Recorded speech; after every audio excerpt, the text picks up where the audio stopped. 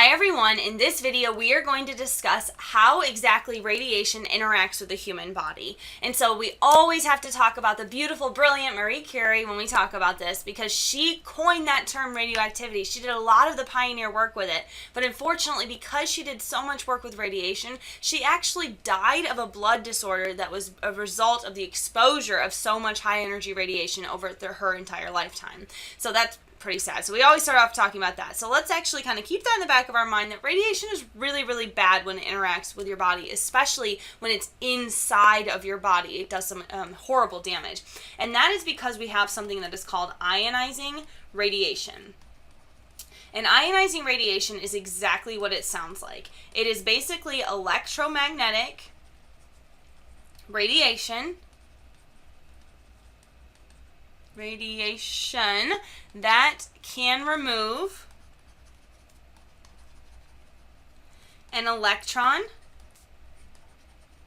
from an atom or a molecule. Or a molecule, okay? So these are usually the ones, or a molecule, that are extraordinarily high energy. So if you think back to our electromagnetic spectrum, we have two main examples. The first one are X-rays. And the second one, which is even higher in energy, are going to be your gamma rays. And so we're going to discuss those further on, but before I do anything else, I want to ask you, if you can recall back from previous units, when have we seen this before? When have we seen this before? Okay, I know you know this. Think back. Go. All right, did you get an answer? Hopefully you did, but if you didn't, that's okay. Let's just review it quickly together. So just in case you don't remember, we would use this when we were talking about the ozone layer. And so when our ozone layer is really, really thin, what happens is we have high energy UVB and UVC radiation come into our system, into our atmosphere, all the way down to the troposphere and interact with us, and it actually can cause really bad skin cancer. So hopefully this is kind of jogs your memory, but we have talked about ionizing radiation, but just in a different context before. So now let's continue on and talking about it from the nuclear perspective. And so what happens if you have this high energy radiation, let's just start with water for an example. So we're going to say it hits with high energy, and I'm just going to write RAD for short, radiation. What would happen then is we get H2O and we're going to eject an electron. So if we remove an electron from H2O, that means that we're going to be left over with an overall positive molecule because we've removed an electron. So now this electron, if this happens inside of your body, now you have a free electron just running around in your system, which can cause a lot of problems.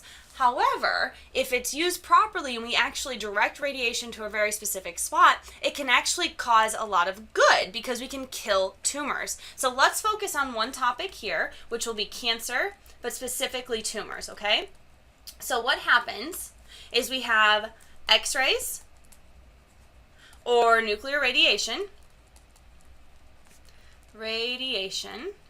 Okay? And what happens is we shoot this radiation at some form of tumor, okay? And what happens is it creates a radical. So that's the first step.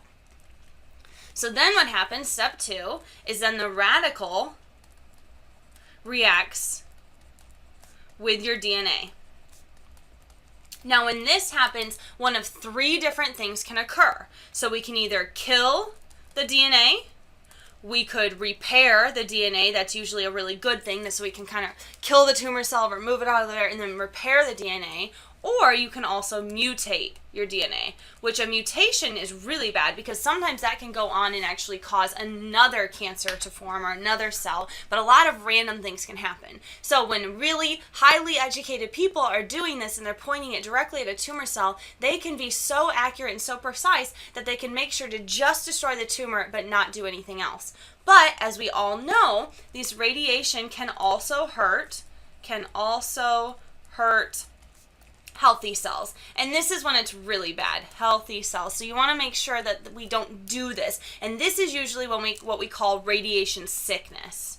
Radiation sickness. So if you've ever have a friend or a colleague or anybody that has gone through any type of radiation treatment, sometimes people are exposed or have symptoms of radiation sickness. That's your anemia, that's your nausea, that's your hair loss. A lot of times infection goes highly with this, and it's really, really nasty. but on the alternative side, you are actually able to kill these tumor cells. So there's a lot of good, but a lot of bad that goes with this. And I also want to point out one specific example, just because it's near and dear to my heart. And this is what's called Graves' disease. Graves' disease. And now my best friend from high school actually has Graves' disease. And basically what it is when you have an overactive thyroid. And so what that means is you have a thyroid that's just producing a lot of different hormones, and it's producing way too much, and it's causing odd symptoms. And when we first noticed it with her, it's because her eyes started to kind of like bug out of her head, and they were pushed really far forward, and it just looked kind of strange. Personally, I didn't really notice it, but she was very much aware of it, and she went in and they were able to detect and determine that she did have an overactive thyroid. And so now she's a cute little hippie and really into yoga, and so she decided to treat it with more of a homeopathic treatment, whereas I personally would have gone with the chemistry side and the nuclear side. And so for me personally, what I would have done is taken something that's called an I-31 pill.